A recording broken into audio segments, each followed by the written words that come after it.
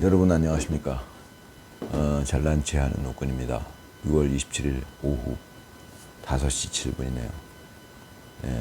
어제 있었던 그 워싱턴의 내셔널 프레스 클럽에서 있었던 기자회견 때문에 오늘 그 유튜브, 우리나라 유튜브, 보수 유튜브 채널들에서 많이 그 내용을 다루고 있습니다. 저는 그 6.3 대선 이후에 제가 가장 관심 가졌던 부분이 그 부정선거이기 때문에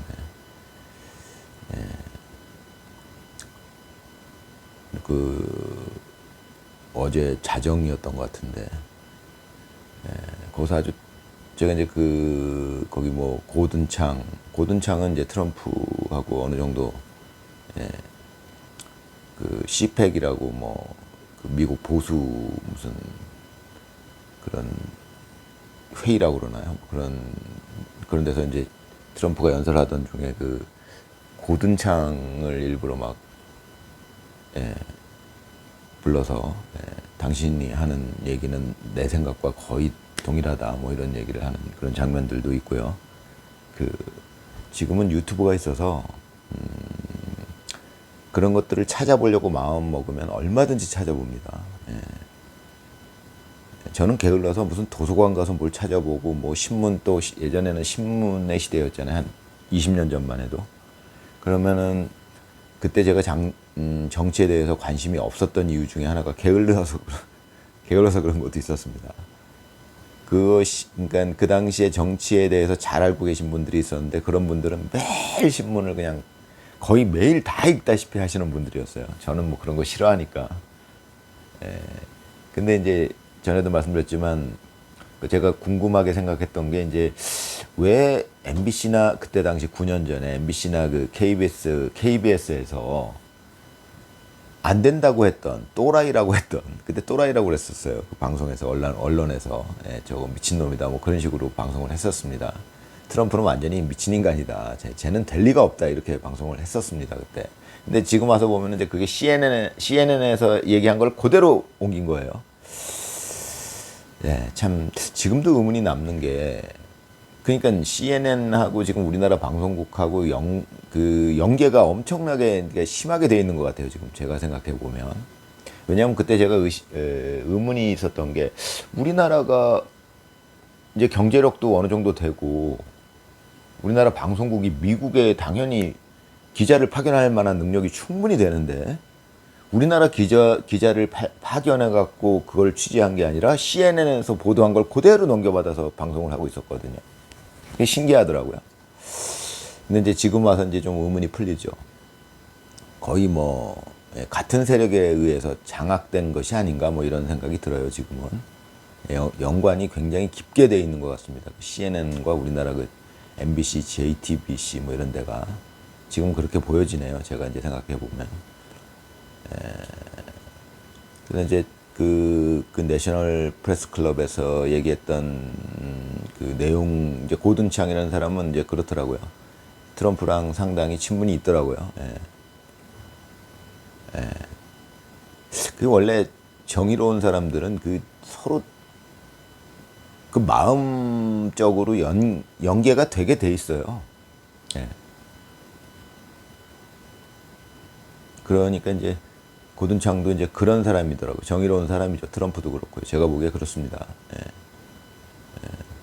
저도 그런 마음이 어느 정도 있기 때문에 그 사람들과 공감되는 부분이 있는 거예요. 저는 제 영상을 보시는 분들 중에 그 마음이 그게 공감이 되지 않는 분들은 제 영상을 보실 이유가 없다라고 봐요. 안 보게 됩니다. 자연스럽게. 그 마음을 이해하지 못하면. 그런 마음을 이해하기 때문에 제 영상을 보고 공감하고 그렇게 되는 거라고 저는 생각합니다. 그렇듯이 이 세상에는 이제 제가 살아보니까 아, 그런 사람들이 있구나. 이제 그런 사람들이 그러니까 이제 저한테 댓글을 남겨주시는 그 분 중에 아 그래도 좌파들은 꿈쩍 안 한다. 뭐 이제 이런 말씀을 자꾸 하시는데 댓글로 저는 이제 그분의 생각은 충분히 이해합니다만은 근데 제가 이제 그렇죠. 저도 알죠. 우리나라 지금 뭐 아까 제가 영상에서 말씀드렸듯이 저도 알고 있죠. 그 지금 국회의원들이 300명 정도 되는데 지금 국민의힘까지 전부 거의 다 썩어 있어요. 그러니까 제가 아까 50명이라고 말씀드렸는데 어떻게 보면 한 10%밖에 안 될지 몰라요. 한 30명 정도가 정의로운 국회의원이 있을 겁니다. 예. 그 정의로운 국회의원들, 제가 아까 말씀드렸지만 어느 조직에나 있어요. 근데 그 사람들의 숫자가 적지만, 숫자가 작지만, 예. 우리 국어가 어렵죠. 예. 그 30명이다 그러면 한 10%밖에 안 되는데, 예. 굉장히 적은 숫자인데 그 사람들이 결국은, 예. 세상을 이끌게 돼 있다고 저는 생각합니다. 예. 정의로운 사람들끼리는 서로 통하는 게 있거든요. 예. 그리고 만약에 모르는 사람이더라도 저 사람이 어떤 그런 정의로운 마음을 갖고 있을 때는 서로 그게 교감이 돼가지고 도와주게 돼 있어요. 예. 내 이익을 챙기는 게 아니라 내 이익에 위배되더라도 도와주게 된다는 겁니다. 그러니까 이제 지금 요즘 세상은 물질 만능주의, 이제 자본주의가 우리나라도 이제 자본주의가 이제 성공적으로 우리나라 경제력을 향상시켰는데 지금 그에 따르는 부작용이라고 저는 봅니다. 그 자본주의가 이제 그 물질 만능주의 뭐 이런 걸 이제 만들어내는 거잖아요. 그런 분위기를. 그런데 이제 그래서 요즘 사람들이 착각하는 게, 그러니까 이재명 당선자가 갖는 생각 중에 그런 게 있죠. 야, 돈으로 안 되는 게 어딨니?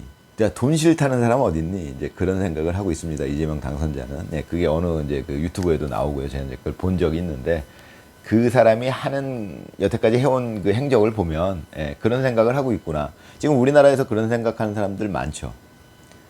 돈 싫다는 사람 어디 있어? 돈으로 안 되는 게 어디 있어? 예, 안 되는 사람들이 있죠. 소수지만. 예, 소수지만 있습니다. 돈으로 절대 움직여지지 않는 사람들이 있습니다.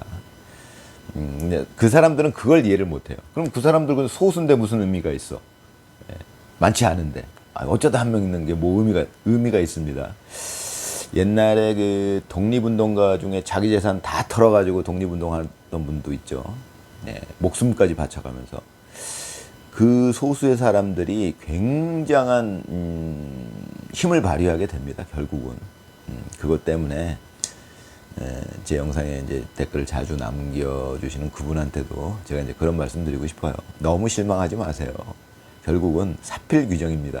저들이 아무리 꿈쩍 안 하더라도 그거는 제가 보기에는 이제 겉으로 보기엔 그렇고, 지금 이제 우리 국민이 저들이 해온 짓을 알게 된 게 얼마 안 됐어요. 그게 이제 1.23 계엄 이후에 다 알게 됐어요. 지금 젊은이들도 대부분이 그래요. 지금 거의 모르고 있었어요. 그냥 부정선거가 있는지도 모르고 있었어요. 1.23 계엄 이전에는. 저도 우리나라에서는 있었나 이러고 있었어요. 미국에 있었던 건 확실히 제가 아는데 저는 이제 그렇게 생각하고 있었습니다. 그런데 이제 1.23 계엄이 된 이후에 이제 그때 알았으니까. 그제서야 이제 박근혜 대통령도 그런 방식으로 탄핵이 되셨구나. 잘못한 게 없었네. 아니, 인간이 요만큼 잘못 없는 사람은 없죠. 근데 탄핵될 만한 잘못을 한 게 없었네. 이 말씀입니다. 정확하게. 탄핵될 만한 잘못을 한 게 없었어요. 대통령으로서. 근데 탄핵이 된 거예요. 거짓 선동으로. 그거를 언제 알았느냐? 1.23 계엄 이후에. 지금 많은 국민들이 그렇게 돼 있고, 특히 젊은이들이 빨리 알았죠. 왜? 젊은이들은요, 제가 이 말씀은 안 드렸는데 제가 살다가 느낀 것 중에 하나가, 인간의 지능은, 지적 능력은요, 세대가 거듭할수록 발전돼 나간다라고 저는 봅니다. 지금 제가 경험상 그래요. 그러니까 동시대 사람들 중에 제가 이 잘난 체 하는 웃군이 머리가 동시대 사람 중에 가장 좋다고 해도, 그렇게 가정을 해도 다음 세대랑 비교하면 그렇게 안 됩니다. 다음 세대는 더 발전돼 있으니까요. 지적인 능력이. 예. 저는 그렇게 생각합니다. 예. 그렇기 때문에 지금 젊은이들 중에 똑똑한 사람들, 그러니까 젊은이들 중에 똑똑한 사람들, 지금 우리 세대 중에 똑똑한 사람들 비교해보면 젊은이들 중에 똑똑한 사람들이 더 지적 능력이 우월하다 이겁니다. 제 생각은. 제가 살아보니까 그래요. 그러니까 세대가 거듭할수록 점점 인간의 지적 능력은 자꾸 발전되게 된다 이런 얘기입니다. 그래서 이제 요번에 1.23 계엄 이후에 젊은이들이 빨리 알았죠. 그거를. 저랑 똑같아요. 그러니까 박근혜 대통령이 탄핵된 이유를 몰랐어요. 지금 젊은이들이 알았어요. 저도 똑같이 알았고요. 그들처럼 이제 그런 일들이 벌어지는데, 그렇기 때문에 지금 당장은 저쪽 뭐 좌파 세력들, 소위 저는 좌파라고 생각도 안 하지만 저 적대 세력들, 반국가 세력들이 지금은 단단하고 뭐랄까 좀 어떻게 공격해도 무너질 것 같지 않은 그런 느낌을 준다 하더라도 저는 그렇게 보지 않습니다. 이미 내부에서는 많은 균열이, 우리가 이제 어떤 단단한 바위를 우리가 깨뜨리려고 어떤 뭐 해머로 이렇게 두드린다고 칩시다. 그럼 처음에 한 번에 안 깨지죠.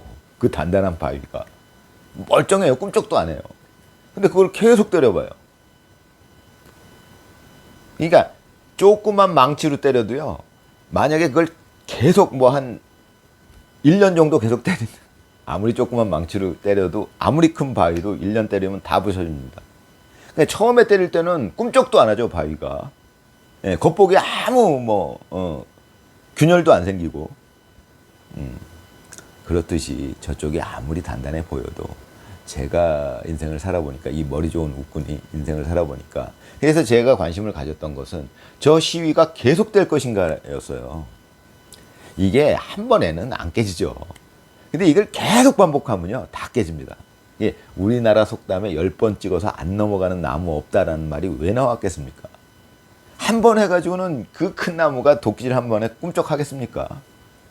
근데 100번, 200번, 10,000번 찍으면 안 넘어가는 나무가 어디 있습니까? 그건 없습니다. 그런 거는. 예. 그러니까 더군다나 저쪽 세력이 지금 단단해 보여도 그렇게 단단하진 않아요. 제가 보기에는 예, 이재명 정권이 지금 제가 보는 관점에서는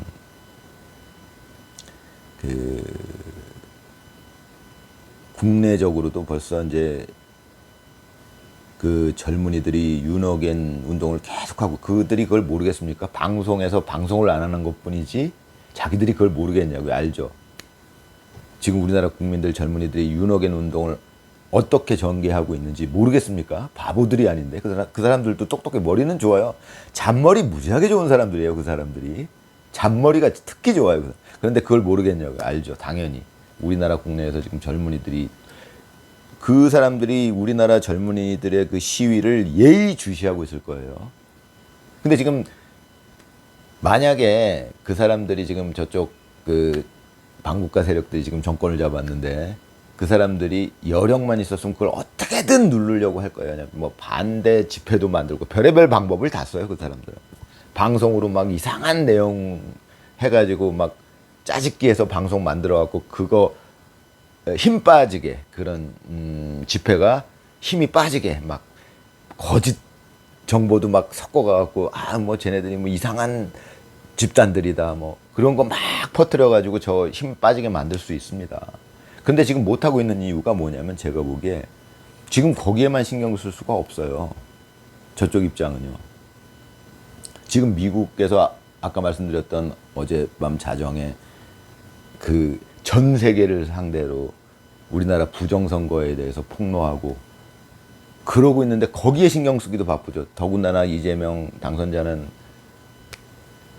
G7에 가갖고 개망신 당하고 왔죠. 그냥 국제적인 분위기 파악이 되죠. 이제 어느 정도. 야, 이거 쉽지 않은데. 더군다나 뭐 김민석이 지금 뭐 시킨다고 하니까 그냥 전부 이게 뜻대로 되는 게 지금 거의 없어요.